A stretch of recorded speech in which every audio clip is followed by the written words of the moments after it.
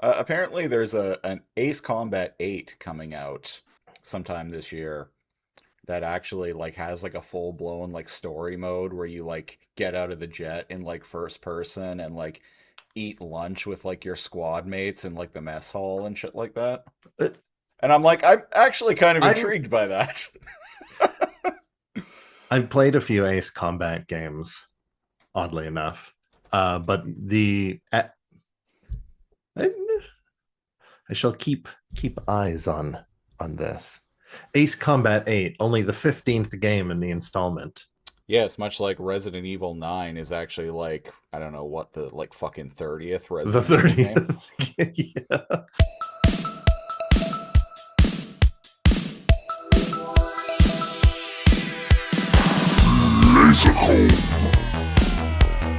We are not going to panic. What the heck even happened to you, man? Vengeance. Shrimp Daddy! Ha ha ha ha! Give him a hockey stick! What am I, fucking magician, man? Am I some kind of fucking magician, man? Fucking nerd. Whatever. It's not like we're professionals anyway. And I'm not sorry anymore. Time to big brain. Every day, yes. What is the airwolf of trains? Happy New Year, everyone, and welcome to episode 147 of the Lasercomb Podcast, a show where we comb through random episodes of classic TV with a fine-tooth laser. I am, as always, one of your hosts, Christopher Siege. And I'm your other host, NeoCal. By the time this goes live, I will have crossed another rotation around the sun and hit the age of the young and spry age of 41. And yet, only one of our hairlines is moving backwards, and it's not the older of the two. No, that is true. Yeah.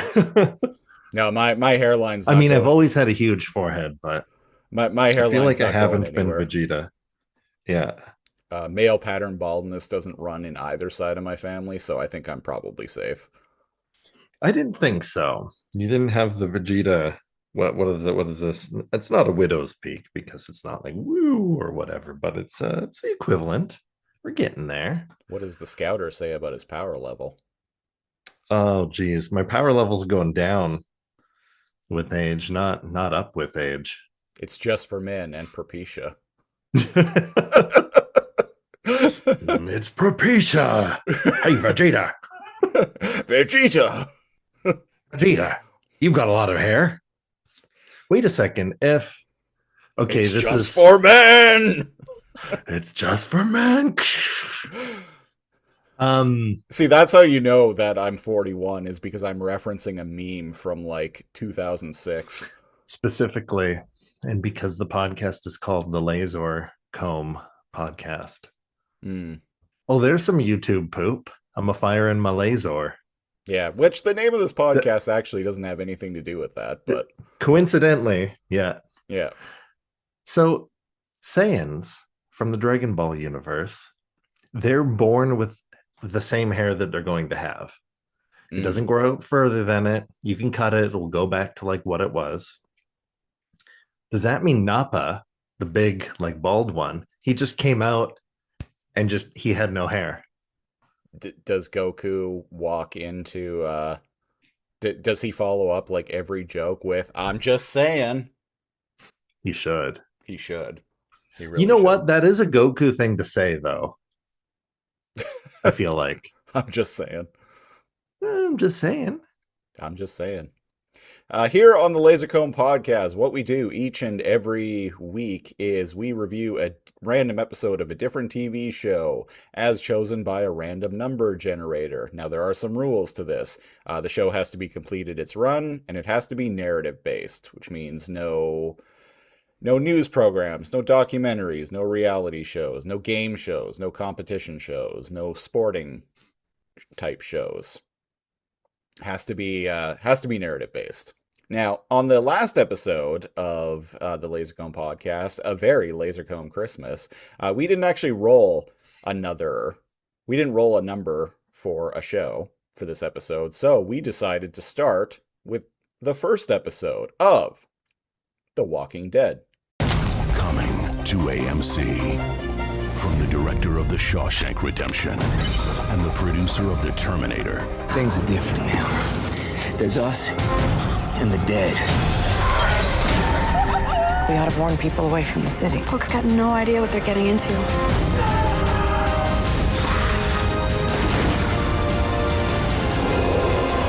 The Walking Dead premieres October 31st at 10/9 Central, only on AMC. Now, the programming block for the month of January, this was kind of my idea. I've been kicking this one around for a couple months now.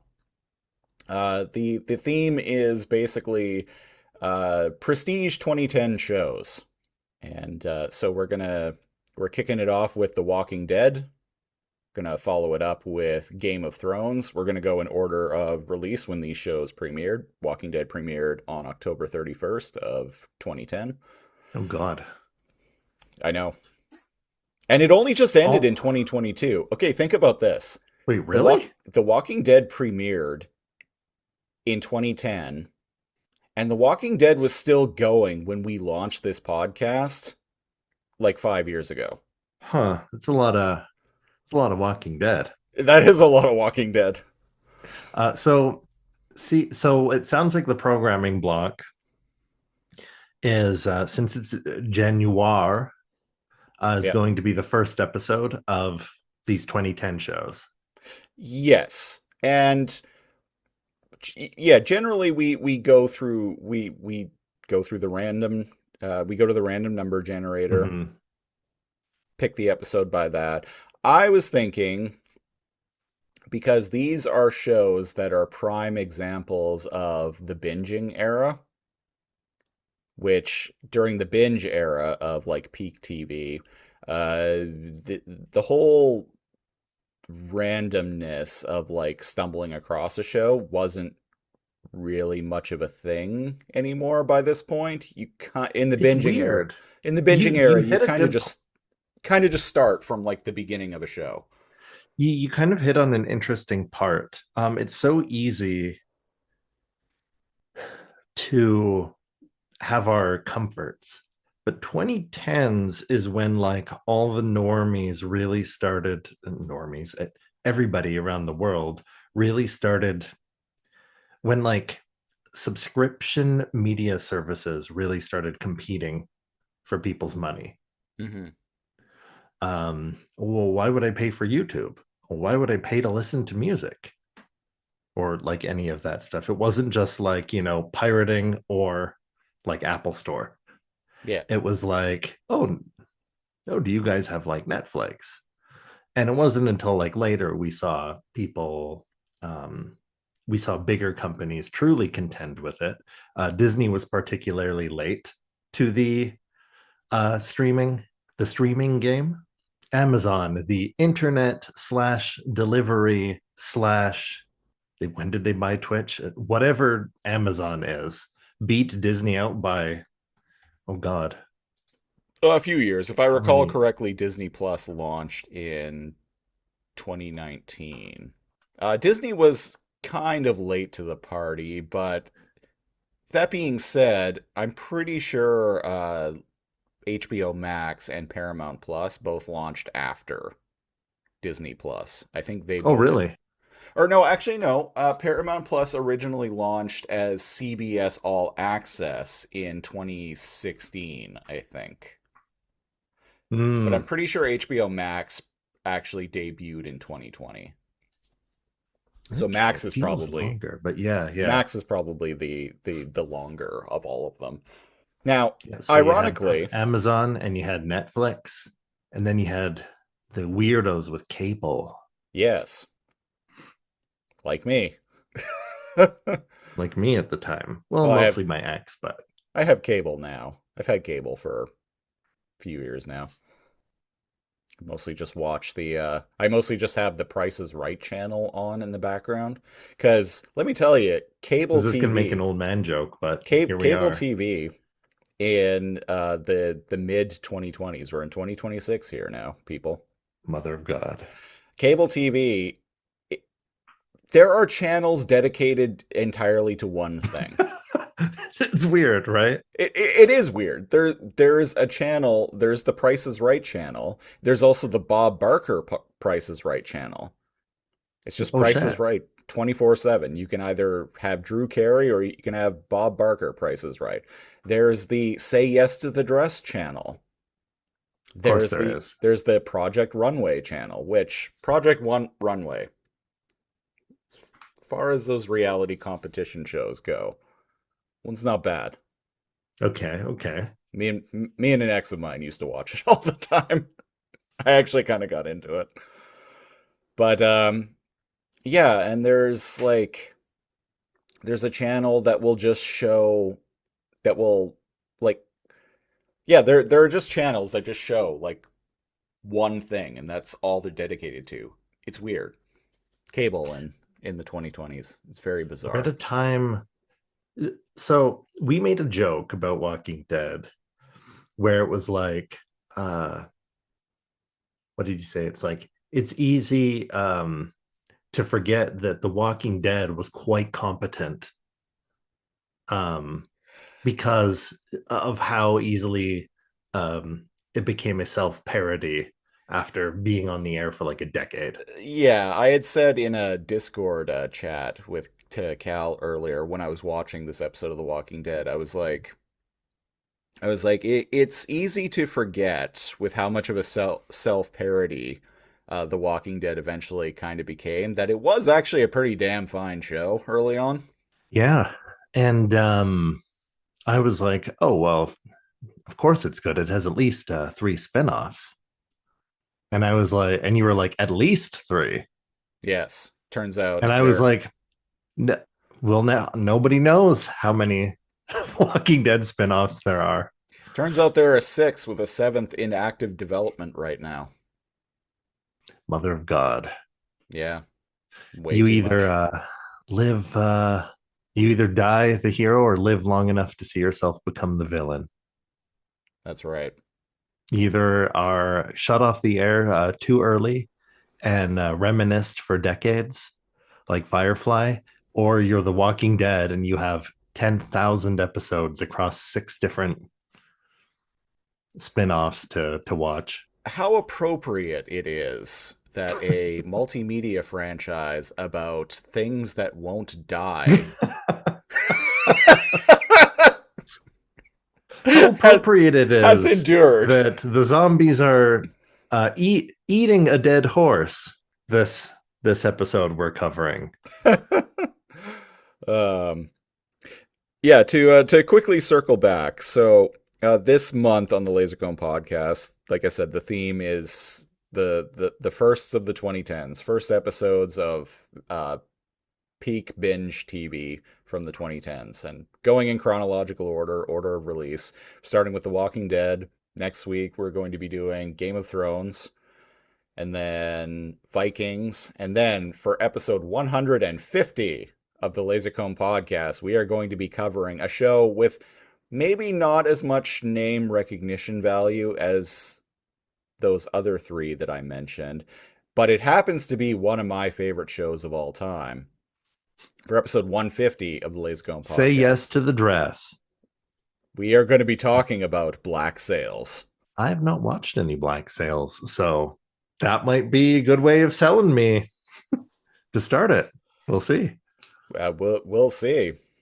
So yeah, we're covering episode 1 of The Walking Dead, which, as I mentioned, originally aired on October 31st of 2010.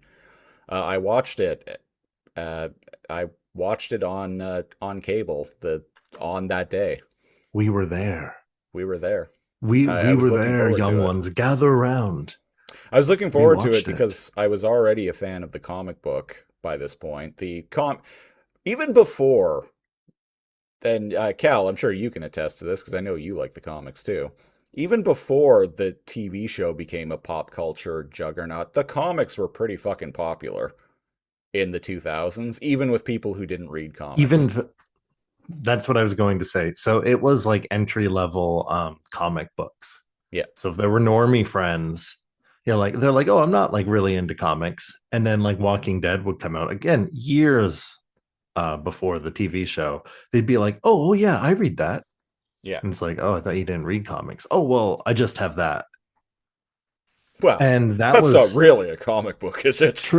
Truly, though, speaking as a filthy comic book casual, that was the first one I picked up from early on and continued reading. I have like 100 pounds of Walking Dead like comic somewhere. I should have like grabbed out my my like issue 1. Just like big long boxes full of Walking Dead comics.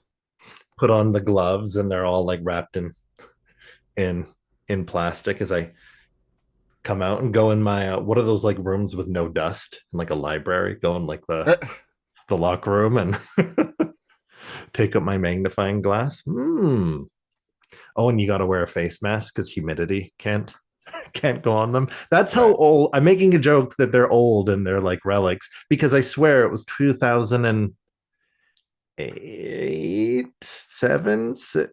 Fuck. I think the comic premiered in 2003. I'm terrible with dates. I remember the first time I read it was I borrowed the first, I think, 2 or 3. No, that sounds familiar because I was a few paperbacks. years late to it. I didn't read it in 2003, but I remember borrowing the first few trade paperbacks from the library in like 2005 that's cool. or 2006. You actually got the first few instead of like 2 being there and then 4, 5, and 6.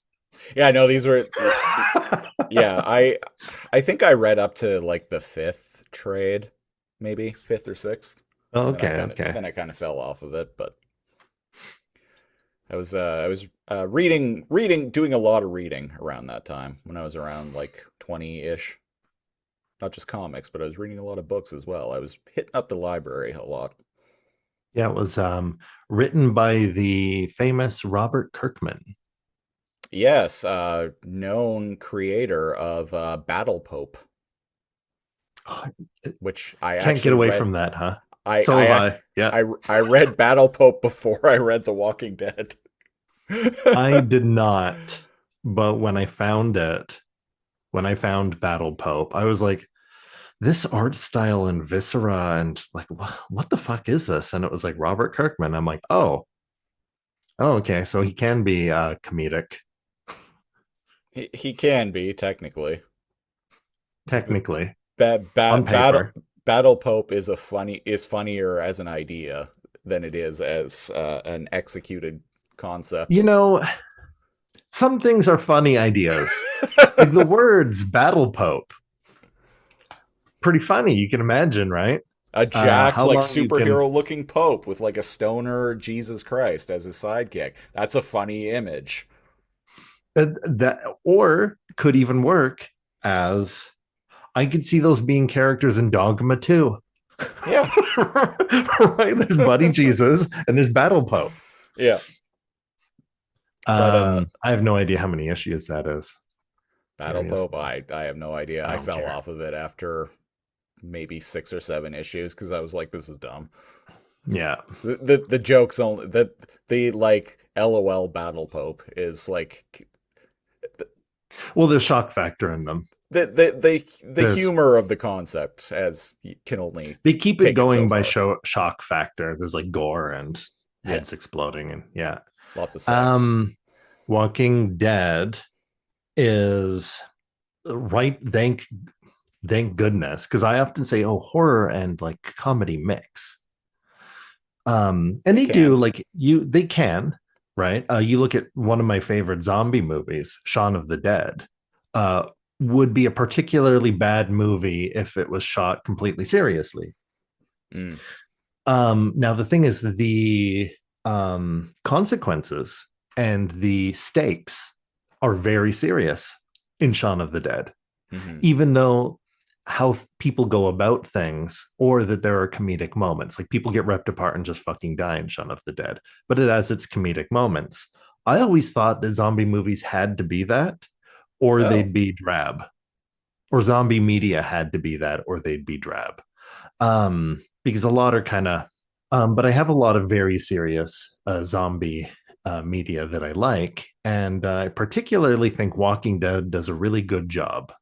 The back of the cover of every one set has a quote, but it always ends with um, something like, with the world being like The Walking Dead, we have to find out what it means to truly be alive, or something like that. Because it's about the people with the setting that is like an apocalyptic zombie world. that's right. Yeah. Yeah. And I think one of the reasons why in television, in particular, why this show succeeded so much is because it took this really schlocky concept, and Walking It Dead can wasn't. be. It It took can this. be. It took this really like schlocky concept and actually like humanized it and made it feel real. And now, granted, The Walking Dead wasn't the first zombie media to do that, Oh, of course not. Yeah. but actually, I listen to a lot of like film nerd like podcasts, and the one that they attribute with like kind of reigniting the zombie genre and like reignited interest in like actually taking it seriously was 28 Days Later in 2002, which I'm like, Yeah, with the rage virus, that's an interesting. Yeah, that definitely could be. Yeah.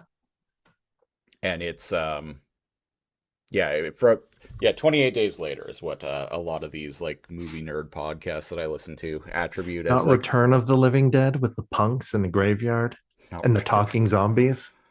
actually the 90s were a pretty like from what I've heard discussed on some of these podcasts, the 90s were actually a pretty like nothing decade for zombie movies. I've gotten rid of them. Part of me regrets it, part of me doesn't. It's part of like having less stuff.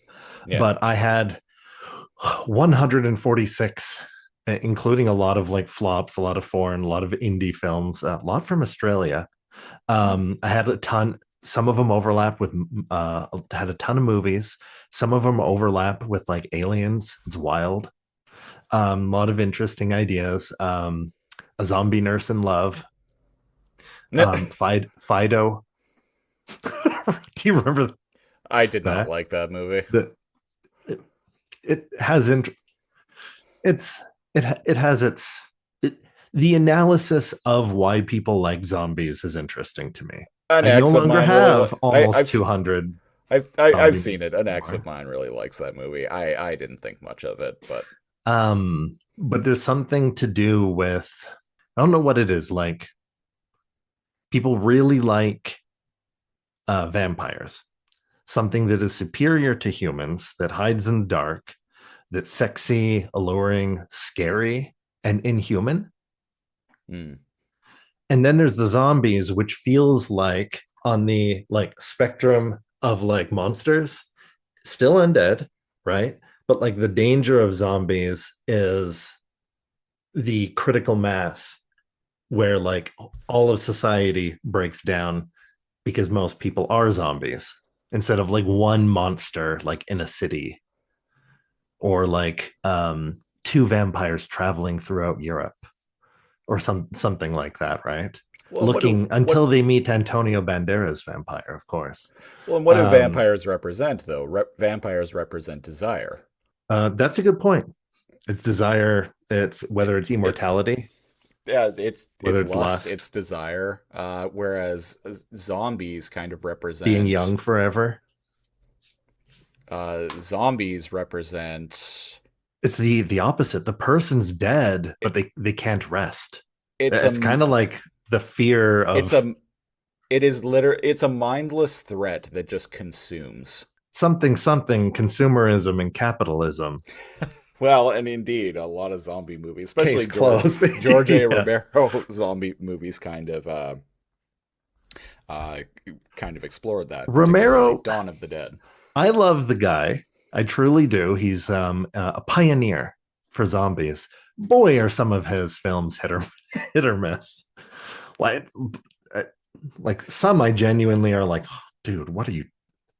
This is so bad." But like you, you got to crawl so that the next generation can walk, right? Have you ever So that 28 days, yeah, so that 28 days later could run. can run with the rage virus? Yeah. George A. Romero's zombies shuffled so that 28 days later, infected could run. Have you heard you probably know about George A. Romero's Resident Evil movie script that never got made? I haven't looked into it, but I'm aware it exists. It's actually pretty good. There's a podcast that I got into. Unfortunately, it's very sporadic now. But there's a podcast I got into over the summer called The Best Movies Never Made. You've And told me about that. Yeah. it's hosted by the guys who wrote the Sonic the Hedgehog movies. Um, so they have this That's podcast. wild. They have this podcast where they get their hands on like unproduced scripts and they do like research on them and they do table reads and sometimes they have interviews with people who were involved in this like script that in these like unproduced scripts. Well, they covered George A. Romero's Resident Evil script and it was actually pretty good. Like it was pretty faithful to the game, to the first game. You, you telling me George A. Romero plays Resident Evil games? Well, and ironically, the reason why it never got produced was officially was Capcom said it wasn't faithful enough to the game. And this was the podcast is called Movies Never Made. The Best Movies Never Made, yeah. In particular, I highly recommend they did a multi-part this past earlier this year or last year. They did a multi-part series on unproduced Superman scripts. And that could be fun, yeah. that was really fun because especially when they got to and they had like a couple like guest hosts on there. When they got to like Tim Burton's like unproduced like Superman Lives scripts that were supposed to star Nicolas Cage as Superman and What am I, Superman? and Christopher Walken as Brainiac, as they're doing like table reads for these scenes, they're doing like they're doing like Nick Cage and Christopher Walken impressions as like Superman and Brainiac. It's quite so there funny. we go. It's quite funny to listen to. That's sold me just on that. Just on the impressions of those characters. But yeah, getting back to like zombies and the history of them. I'm guilty of being really into zombies from like 2005 to like 2015. I mean, to the point where everyone was fair, to the point where I was the zombie guy. So like I would get like the zombie survival guide for my birthday. I remember you used to go to the zombie walks all the time. And I went all in. Yeah, you did. Yeah. Yeah. I remember seeing pictures from back in the day. I should post some on our Discord. You should post some on the Discord. Which you should join. Yeah, I was super into it. And then it became kind of like a Halloween walk. And when it's weird, it's I don't know, like group mentality, like when everyone around you is like moaning and shuffling and like in character, it's so easy to stay in character and egg other people on to stay in character.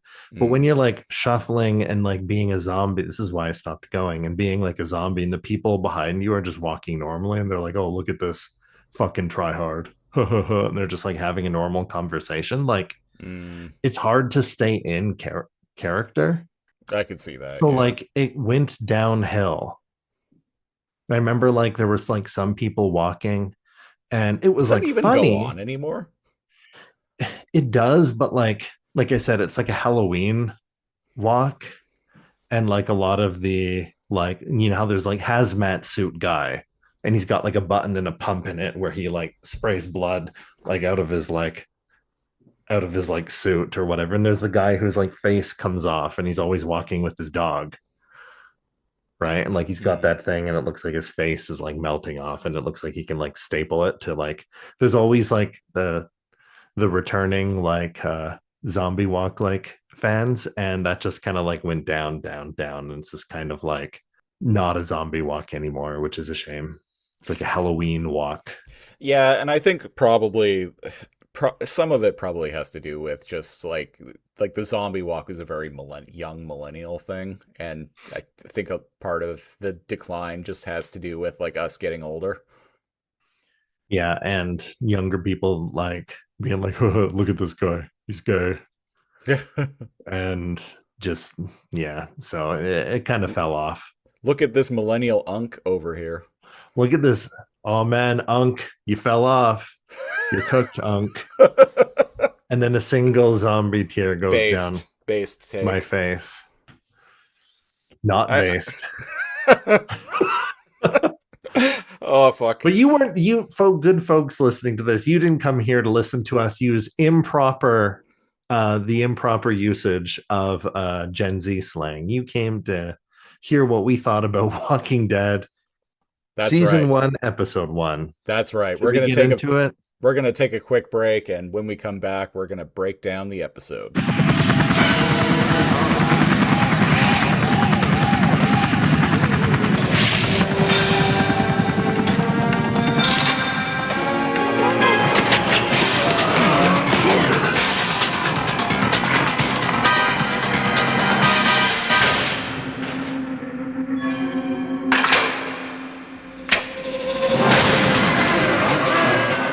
Biohazard 2. So, The Walking Dead, Season 1, Episode 1, Days Gone By, BYE. This episode was written and directed by Frank Darabont of The Mist fame and The Shawshank Redemption. No shit. Yep. I don't know if you noticed, but quite a few cast members from The Mist are actually in the early Walking Dead. Oh, yes. Yep, and Oh, I noticed. that's why it's people that he likes to use. Mm-hmm. Laurie Holden, who I'm a big fan of, who is not in this episode yet. She's credited in the opening credits, but she's not in the episode. Not to be confused with Not to be Laurie, the not to be- character. Not to be confused with the character Laurie Grimes. No, the actress Laurie Holden, who plays Andrea, I think is her name. Yeah. Big fan of her. I'm a big fan of her. Silent Hill movie. As Sybil, yeah. Yeah. But because this is just episode 1, again, we don't really see her much. She has like one spoken line, I think, when there's the radio at the end. But The actor who plays Dale, whose name I can't recall. He was in The Mist. oh yeah, that's right. Yeah. Yeah, he was the guy who like ran up to the door and was like, "Something in the mist took John Lee. Shut the door. Yeah. Shut the door." And the actress who plays Carol, who again we don't see in this episode, but she becomes a mainstay of the franchise. She was It's also funny in The going Mist. and watching that movie after, like recently, and going, "Hey, who are Yeah. these people?" Yeah. Well, and I remember too, one of the big reasons why I was drawn to The Walking Dead, like I was familiar with the comic, obviously, and I Yeah. read the comic, but one of the big selling points for me for the show was the fact that it was written and directed by Frank Darabont, because I was already a huge fan of The Mist at that point. And so when I'm watching this episode for the first time, I'm like, oh, hey, it's that person from The Mist. It's that person Hey. from The Mist. Cool. That must have been exciting. It Yeah. was, yeah. When I Um was a much younger man. he's young. So here's something interesting. Shows like Stranger Things, shows like which apparently just finished, like 2 days ago. Yeah, I can't believe it. It's like when you cast a kid and it's like, okay, this is going to be a TV show for like 10 years, maybe more or whatever. And it's like, man, is the kid going to become weird looking? Is the kid gonna get like weird and become like a worse actor? Is he gonna like want to quit? Oh, I guess we could just like kill him off. Chandler Riggs is the actor that plays Carl. I feel like he's kind of, I know like it's about Rick, but I feel like at least in the comics, I just noticed your Carl background. is audio listeners, my background may be of a particular scene that has been memed upon aplenty. Did you know that he's been on some Dead by Daylight sponsored like streams? Oh no, that's cool. Yeah. He's like on and off like Dead by Daylight player. So it was like funny watching him play with like a bunch of like, I've watched them on YouTube, a bunch of like DBD like veterans with like thousands and thousands of hours in the game. And he's like, whoa, who's this? Because like it'll be like a new killer that he hasn't like played against yet or whatever. And I don't know, I just threw that out there. I liked that. So a video game we like, DBD, Dead by Daylight. Carl really likes it. So the episode opens, and we're introduced to Rick Grimes, our main hero, and his buddy / partner, Shane. And we find out that Shane is a big old misogynist. Very, very quickly. I can forget. At best, he's making jokes about like, oh man, it's so hard living with women. At best, he's you know the difference between men and women. Women can't figure out that a light switch can be flicked 2 directions. Yeah, it's like, like I swear, as soon as I give one of them my key, first time I come home, all the lights on, and wouldn't you know, it's basically my job to come and turn them all off.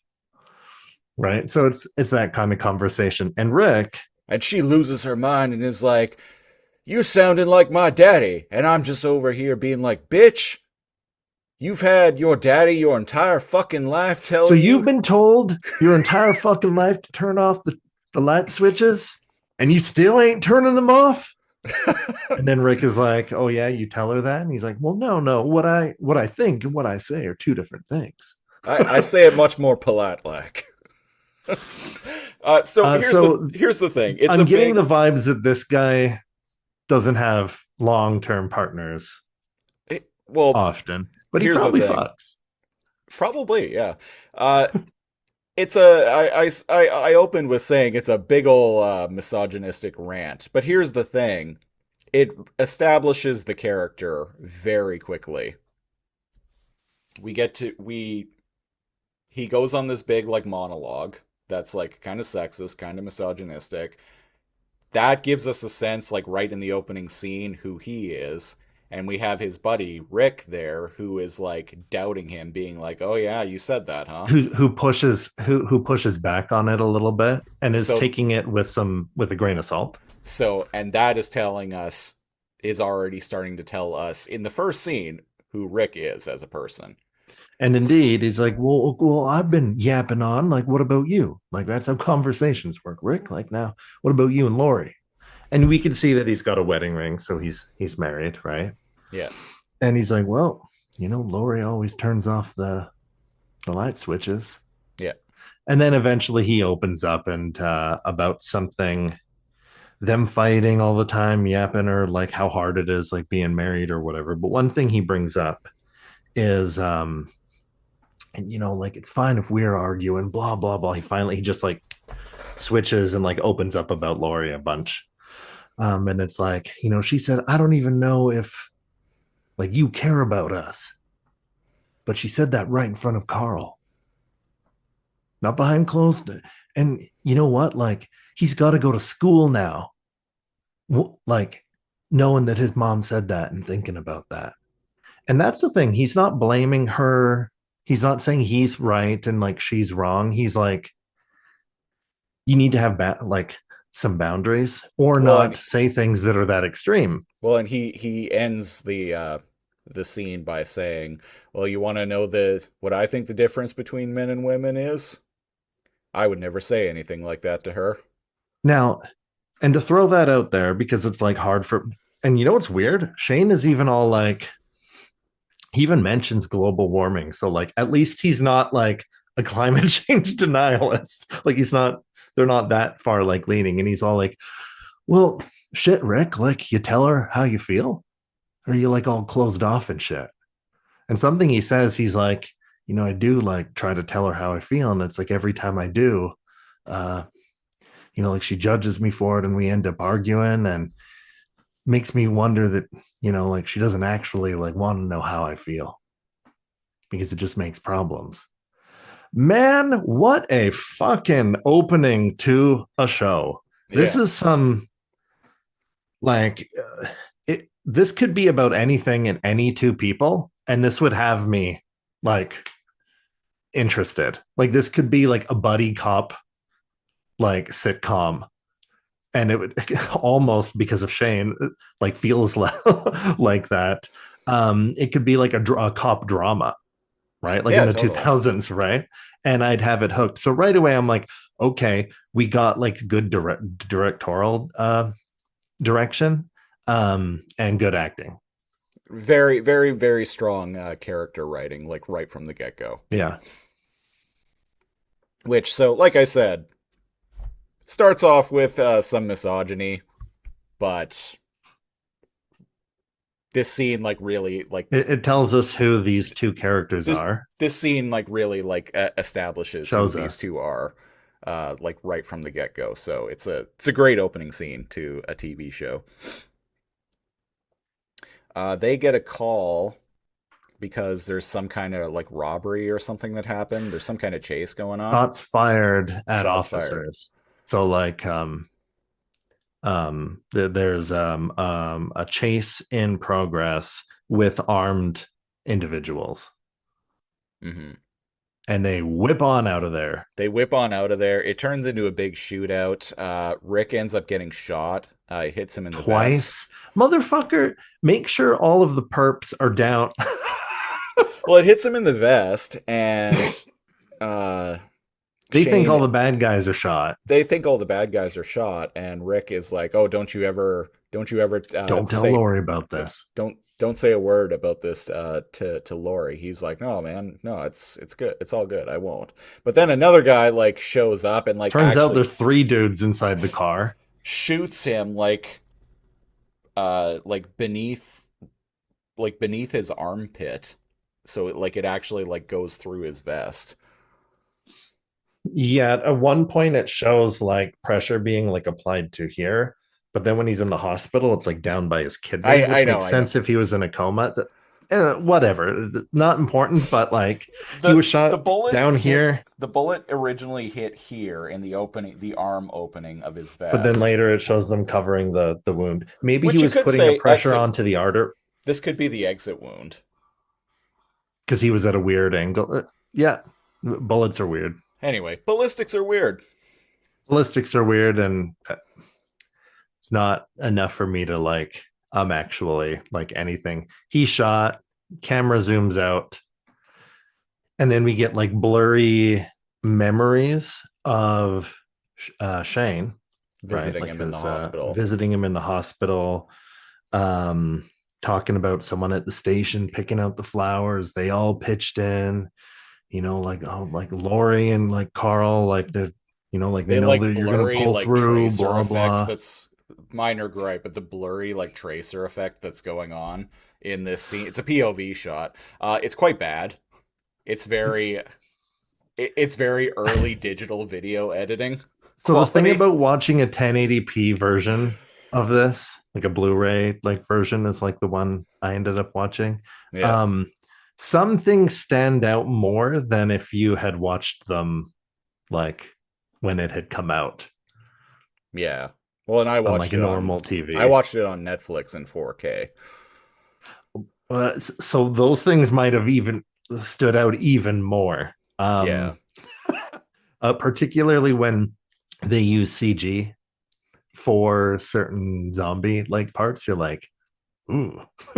But whatever. It's like episode 1, and what it does a lot of great things. And if the worst is, I can tell that's CG. Meh. whatever. Yeah, or in my case, oh, that's a very bad digital video effect, like filter, It like you've was got going on there. it was That's like something I would make in Shotcut. during our like Shocktober, Yeah, Spooktober. Shocktober. So what ends up happening, and kudos for them not lingering on it. He ends up like waking up, Rick, but he's immediately talking as if that like blurry memory of Shane visiting with the flowers like As if- literally just happened. As if he was still there. Yeah. It's like, oh wow, you pick up the. You sure you get that vase? That's something special. You get that from your Mima. Oh, Shane, where'd you go? You in the shitter? What? Right, and he's disoriented. So he's only had one kind of vivid memory of a nebulous time. He doesn't even know this. That he's been in a coma. Yeah. And he reaches over, touches the flowers, which look like they've been dead for 3-ish weeks. Two-ish week. Hard to. Yeah, it doesn't month? explicitly state how long he's been out, but Because he doesn't know either. So because he doesn't know. Yeah. It seems like it's been quite a while, but at the same time though, like he wouldn't have been able to live in the hospital. Like he would have like starved to death eventually. when you're in a coma, your body uses less resources, but what Right. you do need is an IV. And he could, even if certain things were down, with like a catheter and like an IV, there's some argument to be made that he can, like, the first thing he does is he goes and he gulps a bunch of water down. So he's definitely dehydrated. So he's dehydrated. So he's been there a while. maybe a week on the IV or 2 weeks on the IV, maybe if he had like extra bags connected or something like that. And then like he woke up maybe because his body was in shock. Could Like maybe be, his yeah. body was like, holy shit, I'm going to die because we're dehydrated. And that like was enough for him to like recover. Well, and there's also too, like, how long was the apocalypse like going on before they decided to just abandon him there? That, and they'll probably touch. I know they touch on this in the next episode when Rick meets up with the rest of the gang. But it does make you wonder. Like it was like, oh shit, zombies, let's get the hell out of here.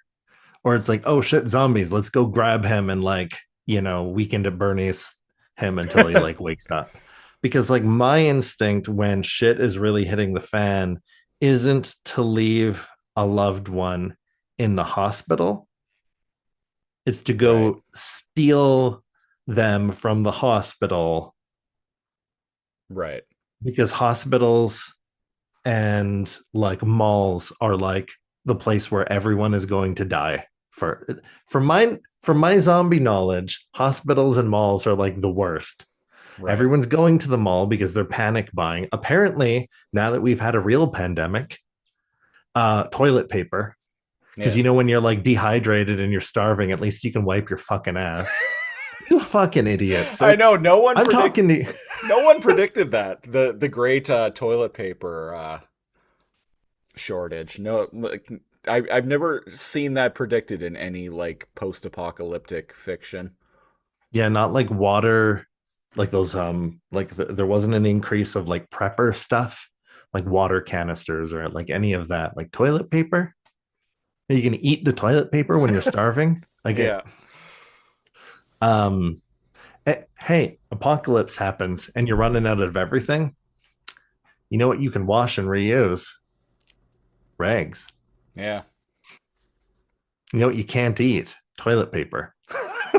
I mean, can't eat rags either, to be fair. Can't eat rags either, but I'm saying there's priorities, people. Rice. There are priorities. Why wasn't rice flying off the shelf? As far as like calories to food that doesn't, what's it called? Non-perishable food. I feel like rice goes the farthest. Oats. Yeah, there's a reason why broke college kids eat a lot of rice. There's a reason why I lived off of nothing but rice for 11 months in 2006. So Reading he's The waking Walking up. Dead as you're eating your bowl of rice. Today there's butter on it. Tomorrow there might be pepper. Maybe a packet of ketchup. Who knows? If you put something crazy on there like tamari, I Holy might shit. faint. And if you want something crazy like pineapple, you can't afford it. Pineapple. Notice I said tamari. I didn't even say soy sauce. I said tamari, which is I know more you're getting expensive. Extravagant. Truly. That's what I buy as a soon-to-be 41-year-old man. Oh shit. You look at Mr. Ritz over here. Well, what is in that? One of us is a homeowner, and one of us is not. One of us buys tamari, and the other doesn't. And one of us lives off of ketchup packets, which is which is which. The answer might surprise you. I just ran out of ketchup packets that I've been hoarding for a year, and now I actually have to buy ketchup. Oh God! Yeah, I had dreams that I bought too much ketchup. What fuck?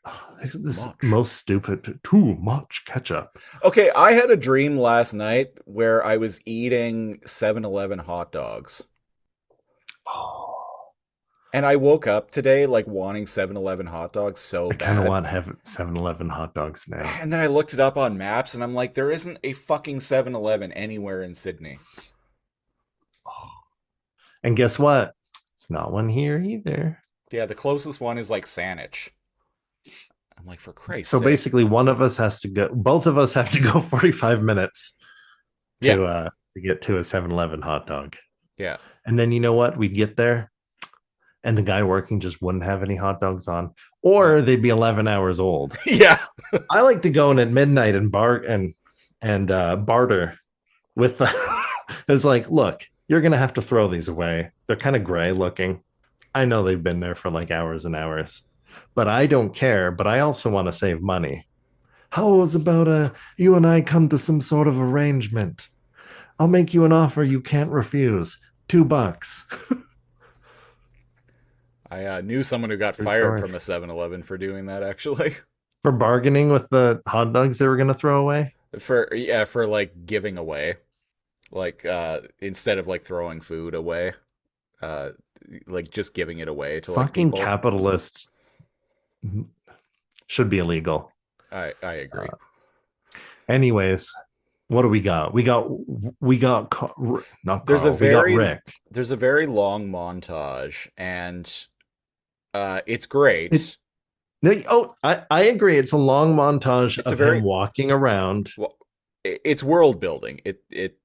It's a very long like montage with very little dialogue. We get the famous "Don't Dead Open Inside." Yeah, Don't Dead Open Inside. There's a subreddit called "Don't Dead Open Inside." Everyone, nice. It is specifically for marketing and signage that is particularly hard to read. And so people will take a picture of like, you know, like an online advertisement or a store sign or something like that, where the fonts are all different, or the layering of the, like some sort of like graphic design is my passion. Person like has the font going down on one side and then across on like another. Go check it out. Every like 6 months I go check out Don't Dead Open Inside. I've been very fond of Reddit lately, so you should link me to that. I'll put that in the Discord. I'll definitely check that out. So yeah, there's a lengthy montage of him like wandering through the city, and we kind of see the state of things. It's Bad News Bears. More Bad News Bears than even he seems to be able to fathom, as he just leaves the Don't Dead Open Inside doors, being like, I don't want to fuck with that. I do find it funny that he walks past like all of these like military vehicles that are just like abandoned, and instead the helicopter, the Humvees, instead what he decides to, the vehicle that he chooses to steal for transportation, I never even thought about this. I never even thought about that. I was That was what was going through my head earlier. Is I was like, He's a little. I'm assuming he's. I never even thought about that, but that is pretty fucking funny. So it's like you walked past all of these like fucking Hummers that probably have the keys in the ignition. Hey, he's a police officer. It's not Grand Theft Auto stealing a bike. It's like a minor like misdemeanor. Bike theft is a misdemeanor, yeah. But you steal Hummer. Oh, look out. Not only are you stealing from the military, that's Grand Theft Auto True. 6 coming out in 2026. I mean, No, you're right. That is funny where he's like, holy shit, there's bodies everywhere.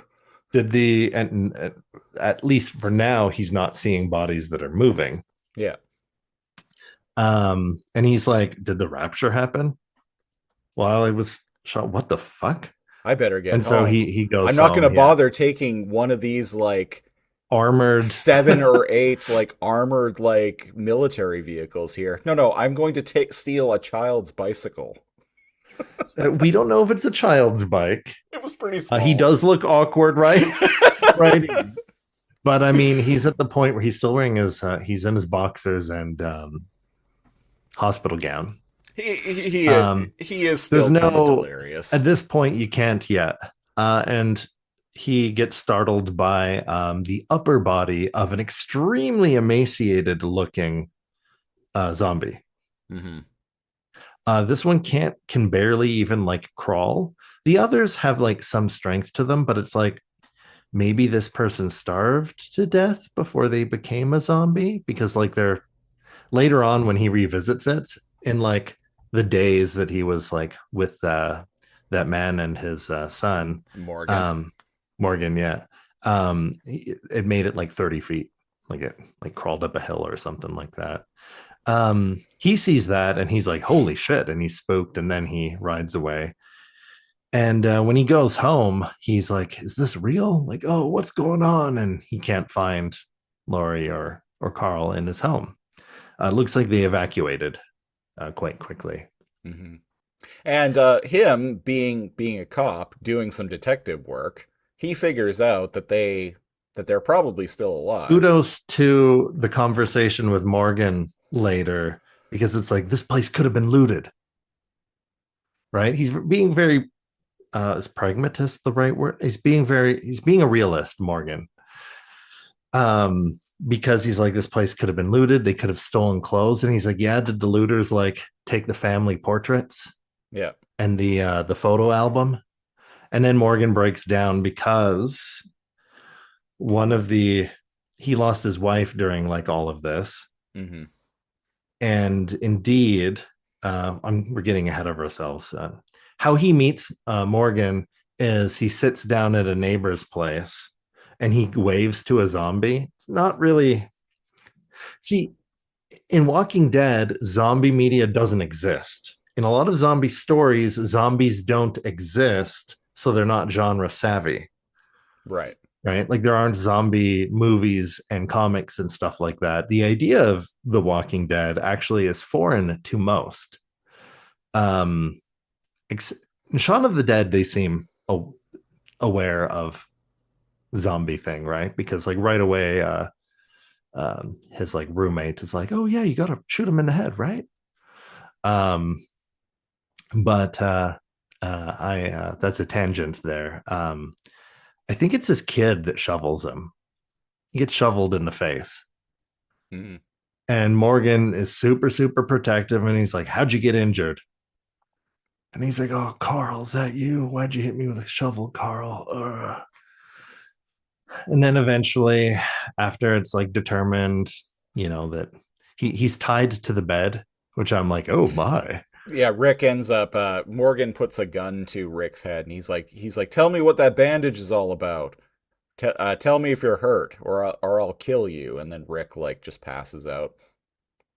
And he comes to, like, inside the house.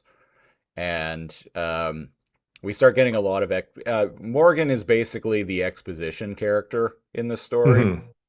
He catches Rick and the audience up to speed about what's going on. We start to learn like some of the rules Yeah. of like how this functions. He tells him, well, do you have a fever? And he's like, no, I don't think I do. He's like, well, you would know if you had a fever because it would be, uh, I can't remember how he phrases it, but he's like, but your skin would basically be on fire. Yeah. That it just melts you. It just melts your brain. He's like, and that fever takes you, and he's like, and then after that, then you come back. He's like, you know about all the dead ones out there. And he's like, well, I saw a bunch of bodies. He's like, well, no, I don't mean those dead ones. I mean the dead ones that are walking around. The walkers. The walkers. Walkers, Coral. Walkers. And he's like, Morgan, you shot that man. And he's like, that wasn't a person. Dude, where have you been? In a coma? As a matter of fact. Boop, boop, boop, boop, boop, boop, boop. And they let him go. It's like, okay, this guy seems not psychotic. Like he literally just woke up from a coma or something, right? And he actually feeds them. They eat. They say grace. He stops his son from like swearing or whatever. So it's like, okay, well, this guy's still trying. He's like looking after his son. And I actually really like that moment there. This guy's savvy. He has all the windows covered. He does things not to draw their attention, right? They're attracted to light, despite the apocalyptic hellscape that's outside. I actually found this scene rather cozy because it's like dark, like the windows are covered. It's kind of cozy, and they have candlelight. They have or they have like oil lamps and candles, and and they're all having a sleepover in the living room. Yeah, I'm watching this, and I'm like, as far as like Rick has a blankie around him. As far as like like hellscapes go, this doesn't. This at least seems comforting. They got food. They got good company. They're not freezing yet. Yeah. But eventually a car alarm goes off. They go and look outside. And then he gets to kind of see for the first time a group of them. And it's at night and they're going around the car alarm. And he's like, well, won't that attract more of them? And he's like, well, it's too late for that. I'm like, they're already here. Yeah, he's like, as long as we stay in here, they don't see any of the light and we keep quiet, they'll just move on. And then there's a harrowing scene where the child, Morgan's son, Dwayne sees their zombie mom outside. Yep. And he's talking about how he couldn't bring himself to stop her when she like came back. And even Rick is still finding it hard to believe that like, okay, like, but they're dead and they're like coming back, but he like couldn't do it because it's the mother of his children, or it looks like her at least. And there's a scene where Rick's like looking through the door, and the opening scene, which was with the child and the teddy bear, which assumed was in between, took some place in between when he like entered the town, when he was like looking for gas. Yeah. Right. And they kind of have sort of memories. Like she looks down and she tries the doorknob. She tries to open the door, which I'm like, motherfucking zombies can open doors in this universe? And pick up teddy bears. And so there's like, there's something familiarity, right? Like maybe zombies would shuffle their way if they weren't distracted by other sounds and people to work or to their house. The mall. Or like in Dawn of the Dead. To the fucking mall, where it's like, why are so many people coming here? And it's like, maybe it's like instinctually this place that they know is comforting or something, right? They're driven by a need to consume. Therefore, or in the very direct metaphor, you go, malls are specifically meant for where consumers go. Yeah. Very, very on the nose. But I'll give Dawn of the Dead credit. At the time, people weren't making those analogies. And the zombies ran in that, but were dead. Yeah. Sometimes dead is better. Sometimes dead is better. From what I remember, I have to give it another watch. I feel like I liked that one. The remake is pretty good too. The remake of Dawn of the Dead from Oh, 2004. I was talking about the remake. Yeah, Oh, okay. yeah. The one with the zombie baby and the yeah. Written by James Gunn, one of his first, not his first, but one of his early projects, and Oh shit. directed by Zack Snyder. And I didn't because I hadn't watched that since it like came out. I But I think remember liking it. I think Dawn of the Dead was actually Zack Snyder's directorial debut. Oh shit. Well, there you go. Yes, the two men who would Dawn of the Dead. who would later both go on to do very different and equally divisive Superman takes on Superman. Oh geez. Are friends IRL and have worked together before. And are sworn enemies. Or at least If I Re- like to think so. If Reddit would have you If believe, what yes. yeah. And Reddit always knows the truth. I know Snyder Bros have convinced themselves that there's like this like bitter like death rivalry between James Gunn and Zack Snyder. They probably think it's mildly humorous. Uh, You don't have to like each other to not have a death rivalry. The gateway drug to hating each other is making a zombie movie together. apparently. Apparently. Yeah, so where are we with Walking Dead here? Where did we leave off? Morgan. Oh, right. They go to the police station. The police station, and it's like, hey, they've got a backup generator that runs on propane. Looks like the pilot light's still on, and they shower in the stalls. That's actually kind of like That's very relatable. Like that's a gotta, decent scene, especially because for he's been in coma for like months, weeks, but at least a month. and It's they've been a been while with how much and carnage has happened. and the water or electricity's been cut off for the other two, so Yeah. them all like showering and like singing and like okay, like let's try get to some normalcy and feel better. And he even has like some of Carl's clothes for Dwayne. And then he's like, hey, there's guns here, there's a key to the Jeep, or there's a key to like a cruiser that I'm gonna take. Here's some guns. And I like that he's like, oh, like, because Dwayne's like, oh, Dad, go, can I shoot a gun? I like that the police cruiser that he takes is like from a car, even though this is like 2010, this is a car from like 1992. Yeah, I was like, God damn, what is their like budget? This is not reflective of the what real you expect world. highway patrol cars from movies in the 70s and 80s to look like. Yeah. And I like what he says to Dwayne. Well, I'm pretty sure it's a Ford Taurus, which were the model of police cars in the RoboCop movies. That was a 1986 Ford Taurus. I'm pretty sure these are Ford Tauruses as well, just slightly newer. Like I said, maybe 90s? early, maybe like 92-ish. Interesting. It's iconic. It's got that iconic look. Mm-hmm. Right? It'd be less iconic if he was in like a police truck or a police van. Right? Nowadays, cops just cruise around in like $75,000 Mustangs. Or dark tinted police vans. Yeah. If the rims are black and the windows are tinted, that's a cop. People. Don't know why that's always been the case. The rims are dark. Or a sex offender. Or no, that's a white van. Oh, okay.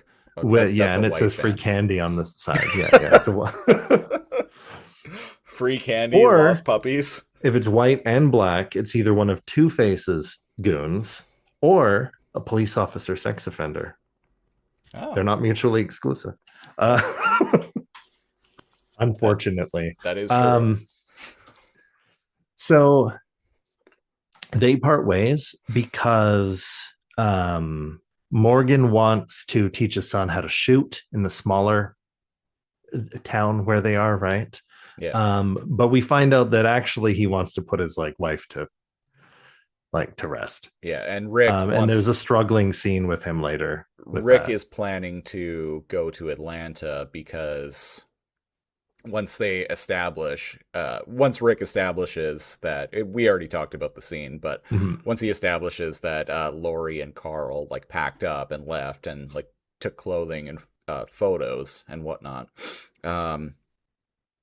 Morgan and Dwayne, I think it's Dwayne actually, who says, "Oh, they would have gone to Atlanta probably." That's where all the military and that's where they said for everyone to go. Yeah. And Rick's so Rick's how come you guys didn't go to Atlanta? And it's how fucking wild and crazy the roads were.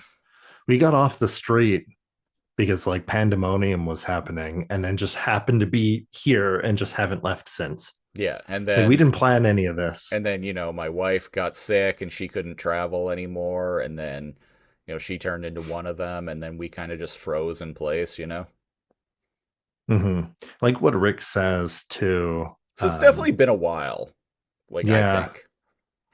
Dwayne, he's all oh, you point this at somebody. You only ever point this at anyone with intent to kill. You got that? He's emphasizing the seriousness of it. And then he handling a firearm. Yeah. Yeah. You never. Yeah, exactly. You never ever point this at anyone or anything unless you have the intent to actually use it. So that's a good trigger safety lesson. There's some tragic scenes I'm just going to yada over. Great acting, great scenes, but it's just nothing to linger on in review format. Morgan can't quite bring himself to... He's sniping zombies with the rifle he got from Rick. And then he does see his wife. Because he's trying to draw his wife out. Yeah. To take her is out. It smart for him and his son? No, God, no. That's what I was thinking about while he's doing this. I'm I know you're trying to draw your wife. I figured out what he was trying to do, right away. But I'm you're still putting you and your son at risk by creating all this noise. Shoot them all. I don't even know if you have the ammo for that. I doubt it. Or draw 100 zombies around the house. Mm-hmm. And I mean, maybe his plan was to draw his wife out, shoot her, and then they would just leave right away. Go to a different house, yeah, hop a fence, and maybe, yeah. And they had the windows and doors and stuff Well, they got that SUV from the police station too. I thought it was I don't know if that was his. Yeah, I think they got it from Rick. Yeah. Yeah. Because I think he remembers he's well, yeah, because they fill up walked the tank before you bring it back, or something. They walked to the police station, and then as they were leaving, Rick got into the police car, and then we saw Morgan and Dwayne head over to this white SUV. Oh geez, I could name all the things that the guy that plays Morgan is in. Jericho. He's in a ton of stuff. So good use of him in episode 1. Apparently he becomes the lead of Fear the Walking Dead. I was reading on Wikipedia. We don't run into him until quite some time later in The Walking Dead. So that's interesting that they fill in the gaps by being hey, Fear the Walking Dead is about Morgan and a different group. Yeah. I never watched any of the spin-offs. I watched the first 2 seasons of Fear the Walking Dead. I remember really liking it, but I also don't remember anything about it. Oh, okay. Well, there are so many spin-offs of this show. We could do an entire themed month based on Walking Dead spin-offs at some point. Or 2 themed or two almost. Yeah. Or 2, yeah. One of the things Rick does is he's hey, take this radio. It's only got 1 battery. Turn this on for a few minutes. I'll be turning mine on for a few minutes at dawn every day. And that's how we can find contact with each other. And he's like, wow, smart guy.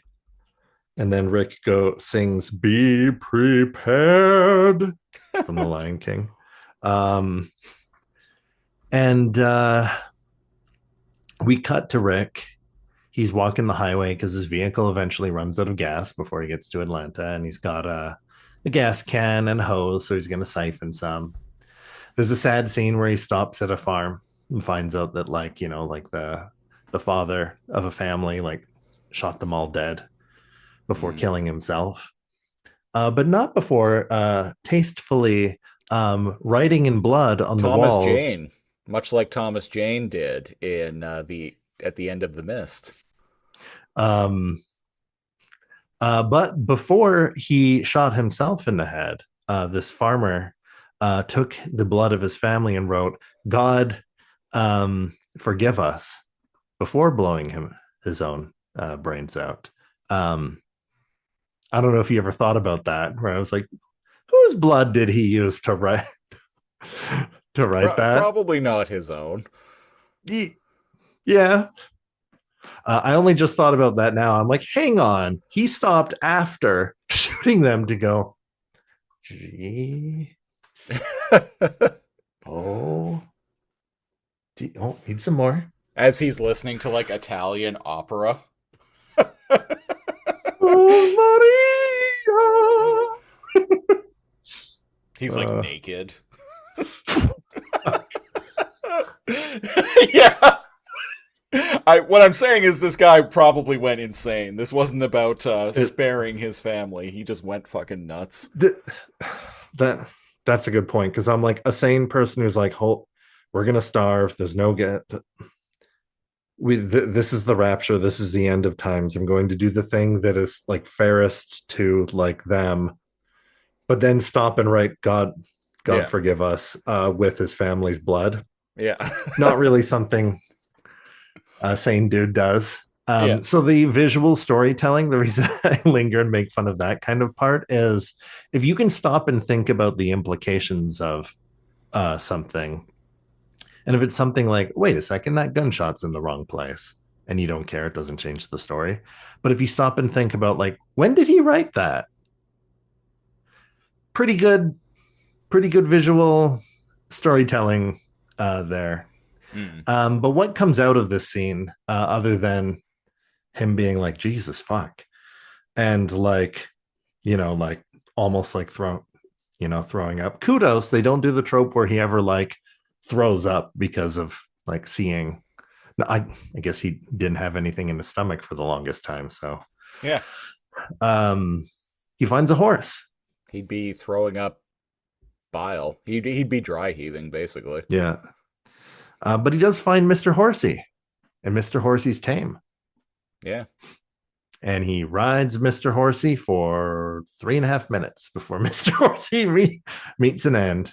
One of the things Morgan tells him, go ahead.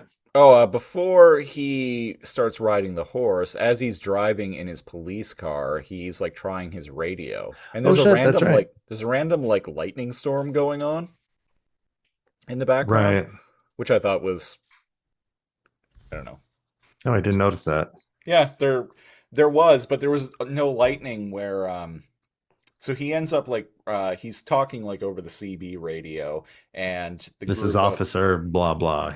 Yeah, a group of survivors with Dale, Shane, Lori, Carl, yada yada. Andrea's sister. Andrea's sister, Carol. We don't see her, but she's there. Yeah, she's with them.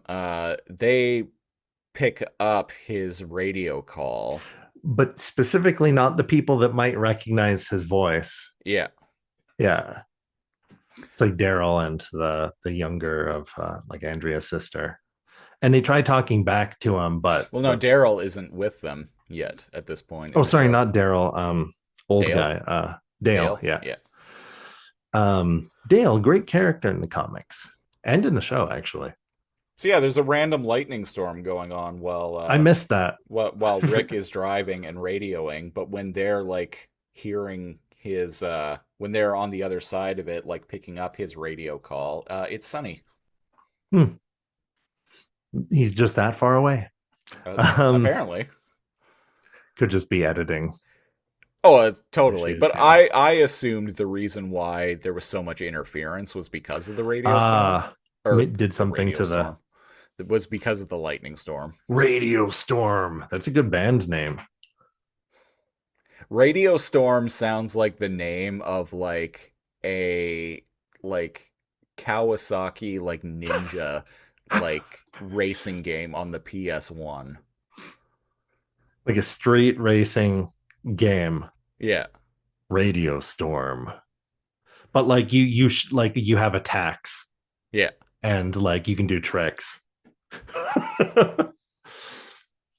Yeah. Maybe it is. Yeah, maybe it is. So, Mr. Horse, I like how. Oh, we find out too in this scene with the survivors that apparently Shane and Lori have a thing going on because they make out. That's right. So something happens where Lori storms off because Shane's like, "No, you can't go alone." Well, we need to put a sign to let people know not to go into the city and to come find us outside the city. Why haven't we done that yet? We haven't had time. We're barely surviving. We're living day to day. Well, we need to make time.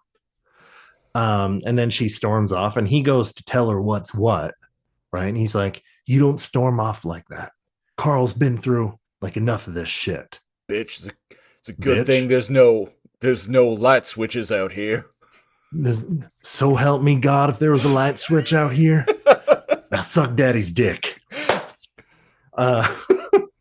And maybe that's the kind of strong hand that Lori needs, because he's all like, "Now say okay." And she's like, "Okay." And he's like, "See, now was that so hard? Now give daddy some sugar." I'm going to become Punisher after this.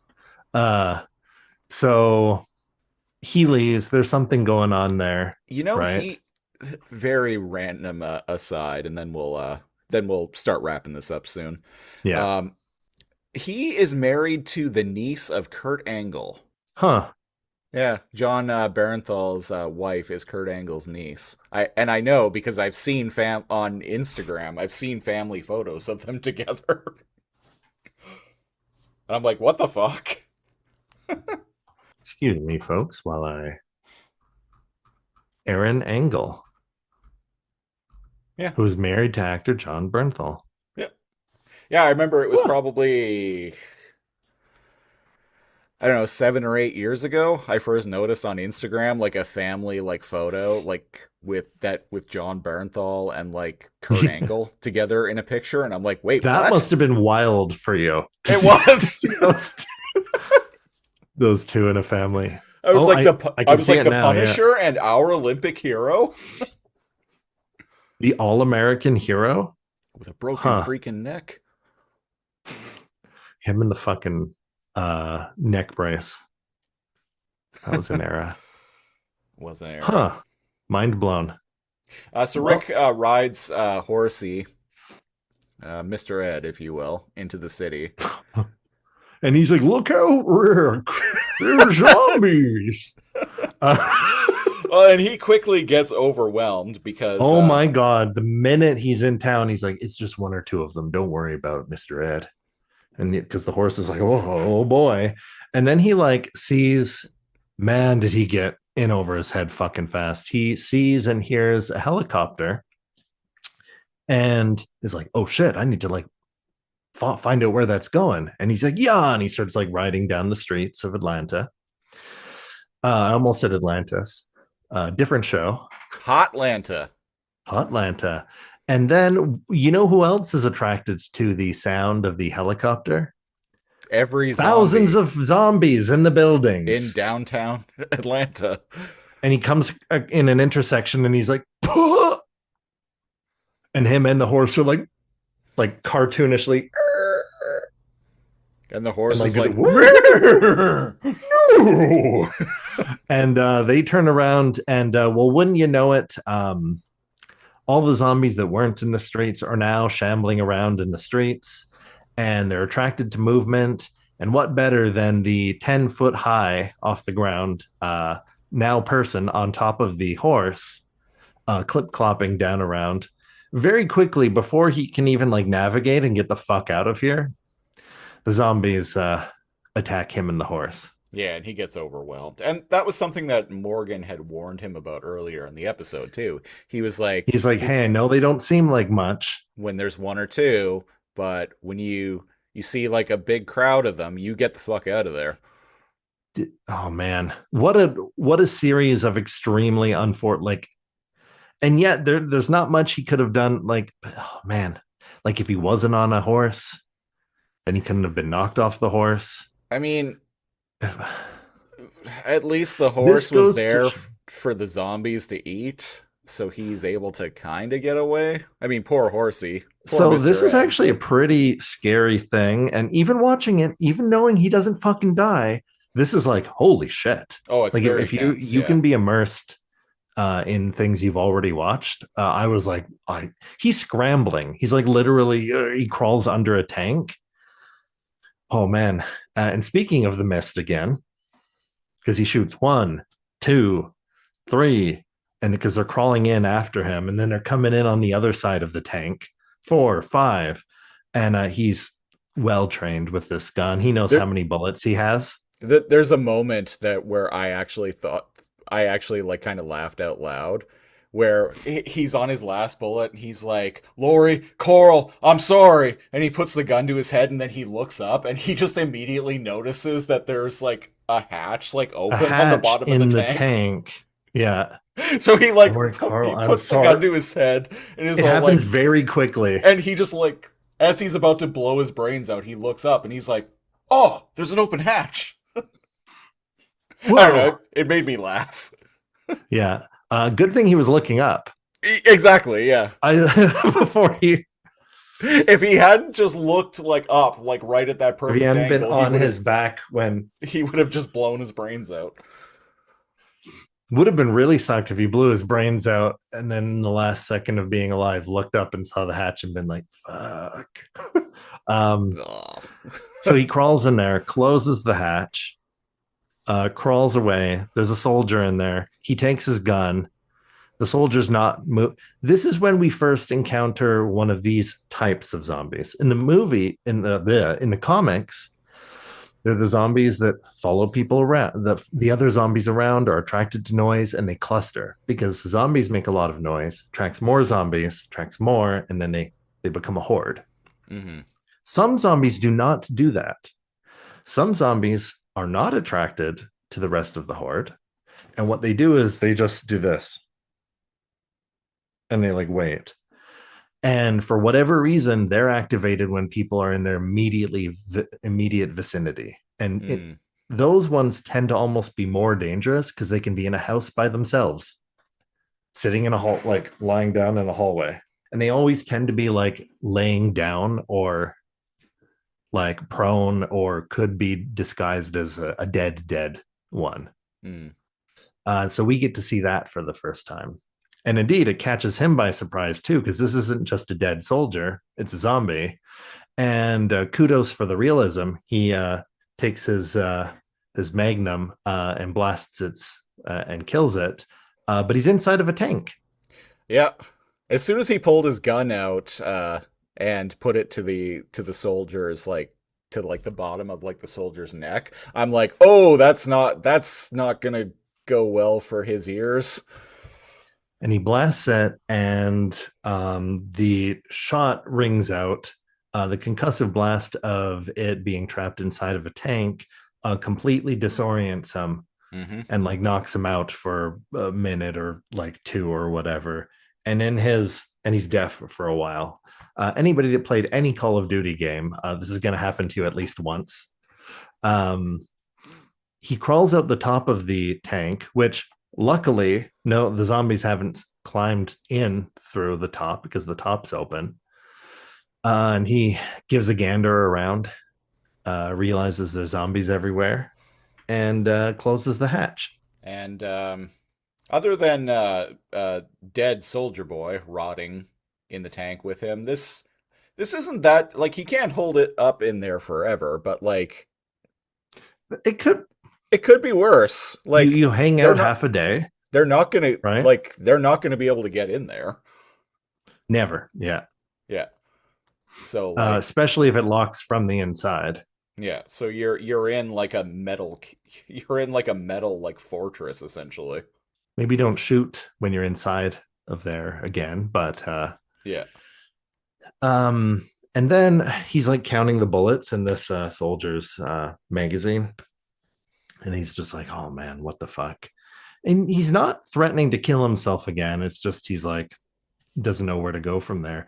And the reason it showed him popping out of the top of the tank and looking around, the whole time he's been traveling with like two bags or at least one like big tote bag just full of weapons. Yeah, he like had a big shotguns, duffel a bag rifle. Yeah. that was just full of guns. Yeah. Probably tons of ammunition. And it's like 10 feet away from the tank, between the tank and the horse, and zombies everywhere. Mm-hmm. And the episode ends with, if I can recall, it's Glenn. It's Glenn, yeah. And you hear, "Hey, you!" through a radio, and Rick like looks around. And there's a radio inside the tank. Hey, of course you there in the is. tank. Hey, dumbass, in the tank. You feeling nice and cozy? And it ends with like space trucking, or there's a weird. It's not space trucking, but No, it's not that space is trucking. That is what I thought of too, honestly. So there's a song that Come on. Come on. Space trucking. Who's that by? Deep Purple? I'm riding on the space junk. On the space trucking. Yeah. Is that Deep Purple? I think it's Deep Purple. So Space Junk is by Wang Chung. Oh, okay, cool. Yeah, I didn't recognize and that's it. the song it ends in, and it's not that it's hilariously like out of place or whatever. It's just, but it's why? It's a stylistic choice of TV at the time. That is fair. Yeah, was to end with a song. The 2000s to like mid 2010s, I would say. And I don't think the show always ends up doing that. It ends up standing on its own 2 feet, its own two legs. But it caught me off guard. Yeah, because the show eventually does. I think it drops that pretty quickly. I don't think drops it pretty quick, and I think it just kind of like the slow do do do do do do do do do do do do do do do, like the little theme kind of like cuts into like the credits. Yeah. Well, we're going to take one more break, and when we come back, we're going to ask each other the eternal question of would we tune in again? Your Olympic hero has arrived. It's true. It's true. Hey, think die, kid. You people have to be honored to have a man of intensity, integrity, and intelligence among you. Yes, I'd like a room, please. Sorry, no vacancy. Oh, that's okay. I'll take theirs. Here come my fans.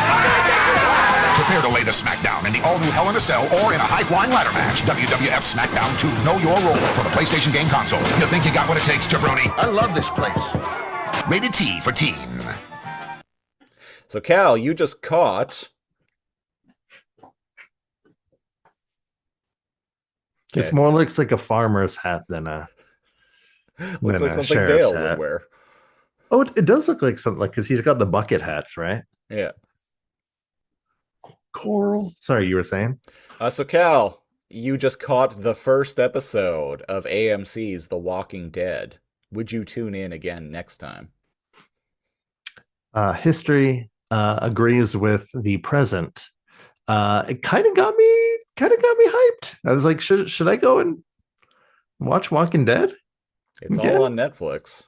It's all on Netflix. I had that thought earlier too. After I finished this episode, I'm like, ooh, Glenn.